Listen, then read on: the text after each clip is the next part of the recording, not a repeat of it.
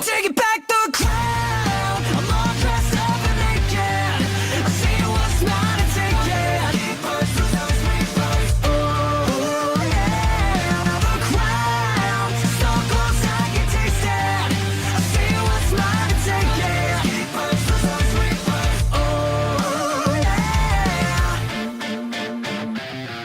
yeah. Yo, what's going on, guys? It's me, the Ninja Reviewer here, and welcome to my review of RWBY Volume 4, Chapter 9. Now, this week's episode of RWBY, I gotta say, man, bravo to the team at Rooster Teeth. Like, it's really awesome how they are finally giving Yang back into her character again. I'm really loving the fact that Yang is training with her father, finally you know what I mean, that father and daughter relationship. Not only that, I like how she's getting her spunk back by basically, getting back into that combat, badass kind of like cocky sort of attitude. Like, that's the Yang, that's the girl I love. Yang is awesome in this episode. I love the character development for Yang. I love how she's finally getting her spunk back, which is actually pretty nice. And the bond was nice.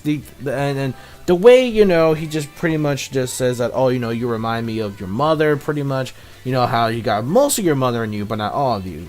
She says that, well, there's this one entity that sort of cost us our team, pretty much. And not to mention the entire family as well. So he is kind of glad that not all of her mom is actually within, represented of the daughter. So there's something about that. We don't know too much detail about that, but I guess we're gonna find that out sooner or later. Hopefully, maybe, we don't know. Hopefully, so that's a big mystery reveal that we have to see within probably the next chapter or so, whenever that actually gets into play. Second thing in this episode, we move on back to we move into Blake chasing another member of the White Fang, where we left off the last time. And apparently it's somebody that she actually was acquaintance with. And then what happened is that Sun was actually trying to not lose her in sight and trying to actually help her out. But until then, while Sun was trying to protect Blake, apparently Sun got struck by some kind of weird, like, I don't know, it's some kind of gun or something like that. It looks like a gun. It kind of reminds me of the shit that Samus Aran does from fucking Metroid, pretty much. How, like, it's some kind of electric shock, or like I think it's like a paralyzing shock that, like, hit his arm or something. And it weakened not only his arm, but most of it probably went into his entire body, like a shock wave of, like, paralyzed. So pretty much, Sun is pretty much down and out. I mean, he's not completely out, he's just paralyzed. So he can't really do much. So about that girl, about Blake, that is a huge setup that we definitely need to know on how these two girls actually know each other. So that was actually really cool right there. I was like, alright. So that's another big setup thing that is actually pretty awesome that we need to see next. The next thing about this episode, moving on, we see that WEISS is pretty much still trying to find her way to actually summon the actual knight, which she actually does. So she summons the White Knight, what she does, because her brother pretty much provokes her at the very beginning, saying that, if you're planning to get out of here, do you have anything in mind? Because, I'm just going to go out, meet with this big higher up, with your father and stuff like that. It's like, nope. It's like, all because, like, why would I be jealous? Like, she pretty much thinks that, oh, he's just jealous of her powers. Like, she has all this amazing abilities while he's technically just some snobby boy, rich asshole brother, pretty much. So basically, that's what I'm getting at here.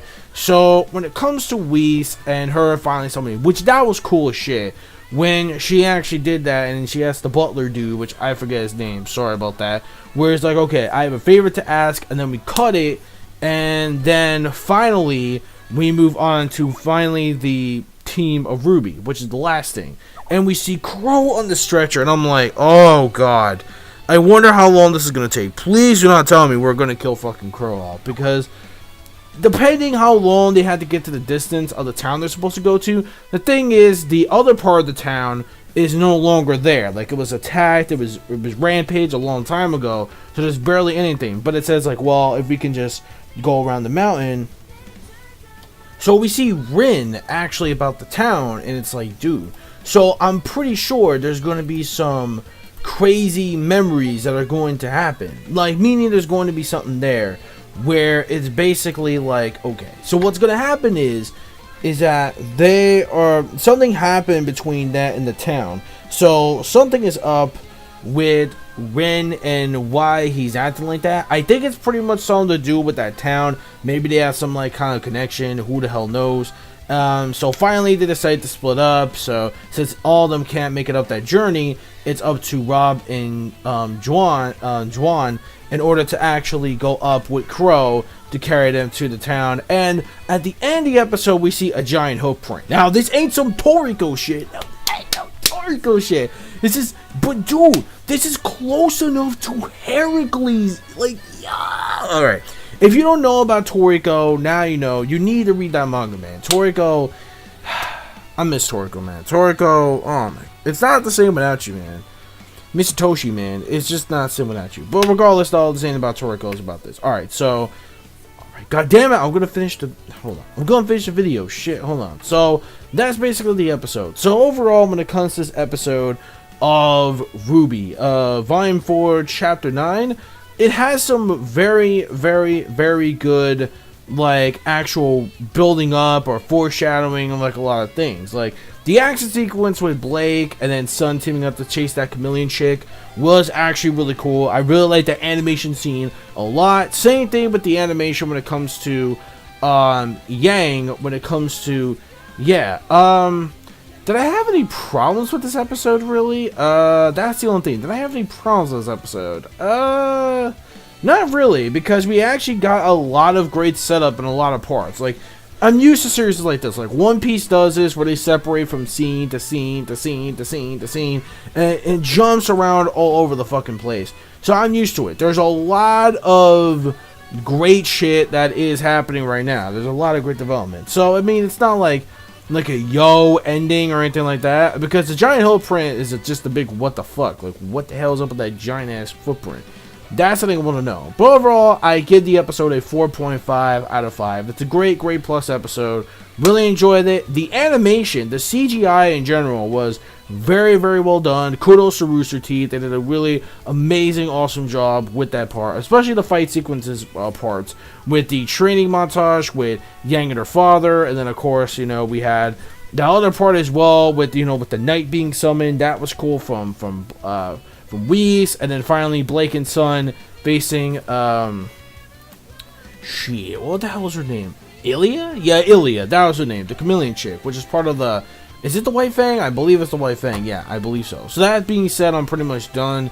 Give me your overall thoughts in the comment section below of this week's episode of RWBY, Volume 4, Chapter 9, and I will see you RWBY fans later for Chapter 10 of Volume 4. The big 1-0 of RWBY. And QROW, please don't fucking die.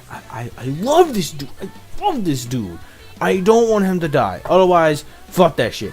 Fuck that. No, I'm not going to be satisfied if that happens. But regardless, though, that's pretty much it. I'm done. Thank you so much for watching. Rate, comment, and subscribe as always. This Ninja Reviewer signing out. Peace, soul, love, chicken grease, and the sky is the limit. Anime manga fans, keep supporting what you read and what you watch. See you guys in Chapter 10. See you next week. Bye-bye.